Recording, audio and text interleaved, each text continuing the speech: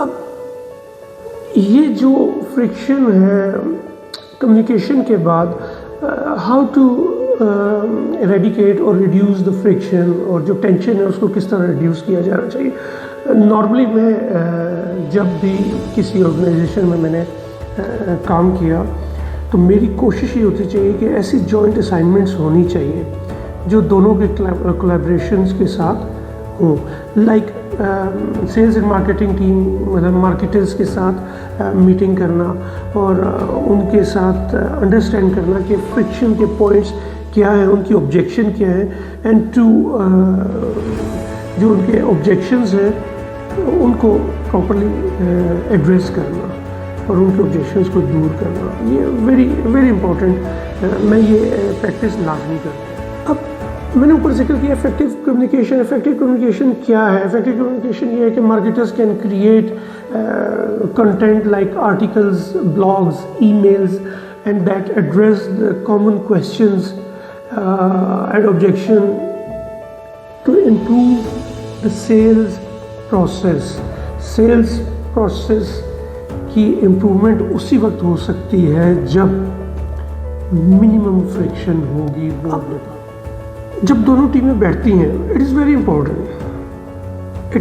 Important to get the feedback from the sales people about whom they are targeting। अगर वो target different segment को कर रहे हैं तो results will not be the ideal results. So you need to address only that particular segment जिसके लिए हमारी प्रोडक्ट बनी हुई है। यानी कि जो बायर पर्सोना है that must be jointly defined कि बायर पर्सोना मतलब क्या है और किस तरह हेल्प कर सकता है बोथ टीम्स की अंडरस्टैंड द टारगेट्स, गोल्स और जो which can be the ideal customer. क्योंकि जब एक बायर पर्सोना डिफाइन है, आपको पता है कि आपका टारगेटेड कस्टमर कौन है, आपका टारगेट सेगमेंट जो है, मार्केट का सेगमेंट क्या है, तो जब आप उसको प्रॉपरली टारगेट करेंगे it will only lead for better sales results. तो ये दोनों के लिए आप कह लें कि विन विन सिचुएशन है। Revenue target which is the ultimate goal of marketing वो भी अचीव होगा, नंबर टारगेट वो भी अचीव होगा, तो दोनों के लिए विन विन सिचुएशन यहाँ पर क्रिएट होती है। ये डिस्कस किया कि कम्युनिकेशन कितनी इम्पोर्टेंट है, गोल्स डिफाइन हो गए, कम्युनिकेशन का बता दिया कि कम्युनिकेशन कितनी इम्पोर्टेंट है। फिर उसके बाद जो मार्केटिंग कंपनीज जो फीडबैक देती हैं, जो फीडबैक लूप की मैंने बात की थी, वो किस तरह वर्क करता है।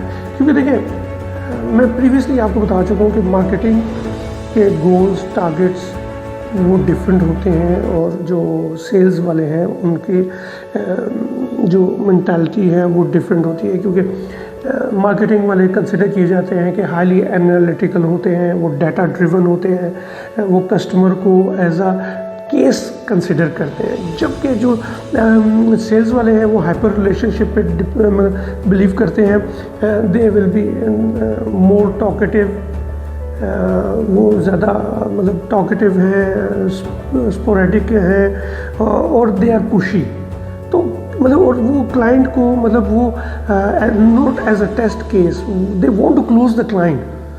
तो सबकी अपनी डिफरेंट जो सी है वो अंडरस्टैंडिंग है। सिंस मार्केटिंग और सेल्स की जो नेचर है वो डिफरेंट है, तो अब मैंने प्रीवियस जो थोड़ी देर पहले एक टर्म यूज़ की थी कि feedback loop.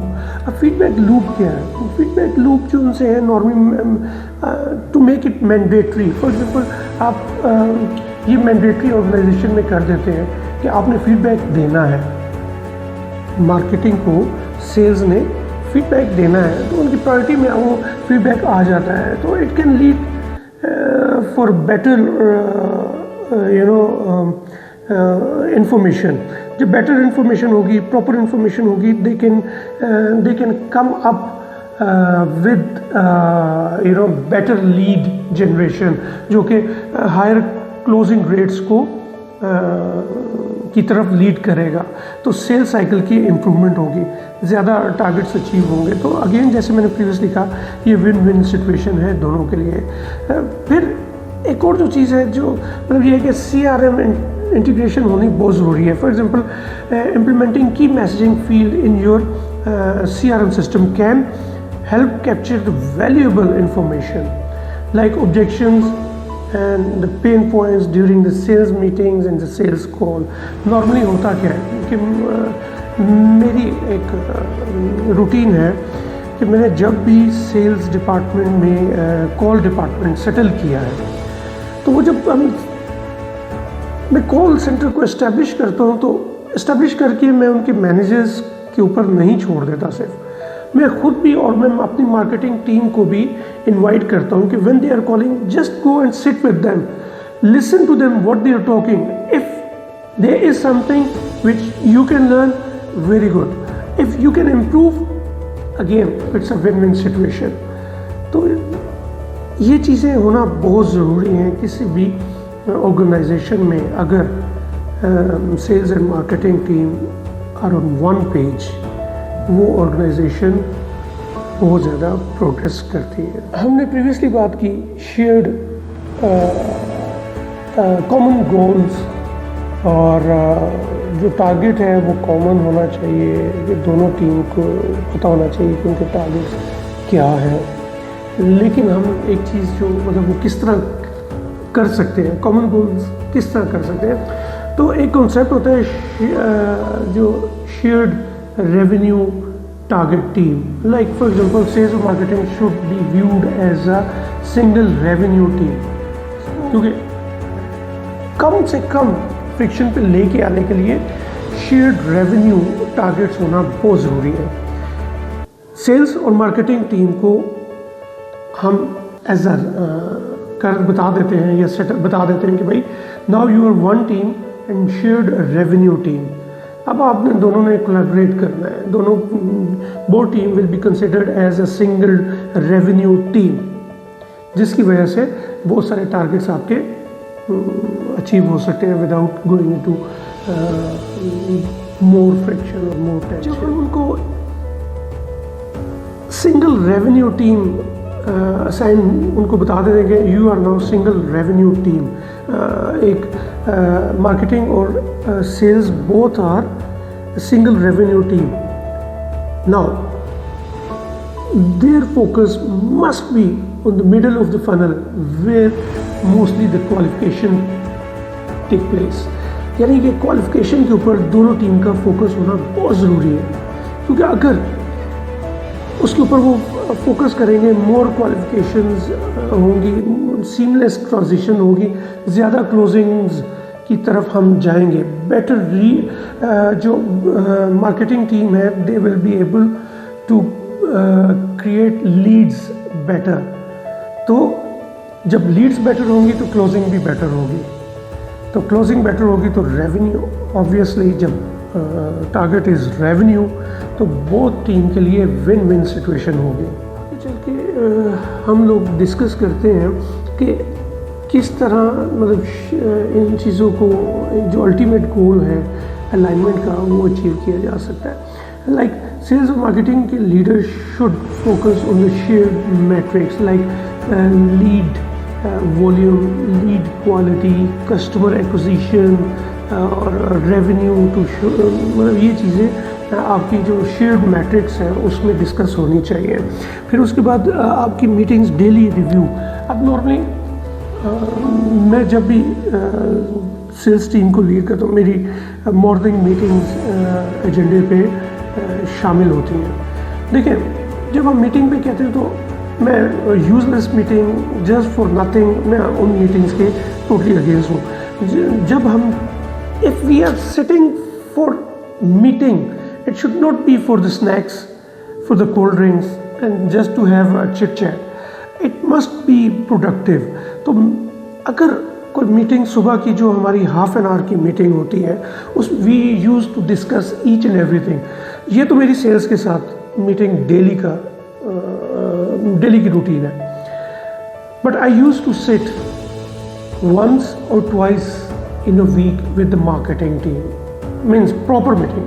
Though I am sitting daily with them, लेकिन proper doing nothing just for the sake of meeting. तो वो मेरी उनके साथ मीटिंग लाजमी है. That is the part of my schedule. Weekly जो मेरा स्केड्यूल है उसका वो पार्ट होता है. उससे क्या होता है कि वो जो डेली रिव्यू है, जो चीज़ें मुझे मेरे तक फीडबैक आया होता है, क्योंकि if I use to sit with the customer, normally customers के साथ भी मेरा इंटरेक्शन बहुत ज़्यादा होता है. लेकिन जो डेली रिव्यू है उसके लिए हमें ये मैट्रिक्स डिस्कस करना है, क्योंकि reviewing these matrix helps the team stay on the same page. क्योंकि हम जो टीम लीडर है, यानी कि अगर मैं दोनों टीम को लुक आफ्टर कर रहा हूँ, तो आई विल मेक श्योर कि both teams are on the same page. वो डेली और रेगुलर मीटिंग्स के साथ ही पॉसिबल हो सकता है. चीज़ों को यानी सेल्स और मार्केटिंग को अलाइन रखने के लिए जो सबसे इम्पोर्टेंट चीज़ है वो विन्स, सेलिब्रेट विन्स. विन्स की सेलिब्रेशंस है, वो सेलिब्रेशंस यानी कि वो सेल्स वाले अपनी सेलिब्रेशन कर रहे हैं, मार्केटिंग वाले अपनी सेलिब्रेशन कर रहे हैं. नोबडी नोज़ कि किस चीज़ की सेलिब्रेशन चल रही है. तो इंक्लूसिव रिकग्निशन होना बहुत ज़रूरी है, और इंक्लूसिव रिकग्निशन के साथ साथ जॉइंट सेलिब्रेशन होनी भी बहुत ज़रूरी है. फिर अवार्ड्स शेयर्ड होने चाहिए, कि अवार्ड जो भी सर्टिफिकेट्स आप उस पार्टीज़ में जो आप अपनी कंपनी में, जो अपनी ऑर्गेनाइजेशन में ऑर्गेनाइज करेंगे, तो वो अवार्ड्स जो उनसे हैं वो in collaboration with both departments देने चाहिए. मैं तो यहाँ तक इस चीज़ को प्रमोट करता हूँ कि जब लीड जनरेशन अच्छी हो रही है और वो जो लीड जनरेट हुई है वो लीड क्लोजिंग हो रही है, तो जो मॉनिटरी रिवॉर्ड है, I am the big advocate कि जो रेवेन्यू है, जो आप रिबेट कह रहे हैं, कॉमन वर्ड जो रिबेट या कमीशन यूज़ होता है, उसका कुछ पार्ट आपकी मार्केटिंग टीम को जाना भी अगर चला जाए तो it will create wonders for you. Normally I use to do such things कि मैं जो लीड जनरेशन होती है, उस लीड से कोई अगर लीड क्लोज हो जाती है तो उसका सम हाउ पार्ट जो दोनों डिपार्टमेंट्स ने एग्री किया होता है, वो पार्ट वो सर्टन रेवेन्यू में उस डिपार्टमेंट में लाजमी उनको देता हूँ, because they are part of that team. और आप ठीक है, आप अकेले बहुत बड़े तुरम खान होंगे, बट इंडिविजुअली आप बिग अचीवमेंट्स नहीं अचीव कर सकते until unless you are running from a big team. तो जो आपकी अगर टीम परफॉर्म अच्छा करेगी तो आप डेफिनेटली अच्छा परफॉर्म करेंगे. Thank you very much.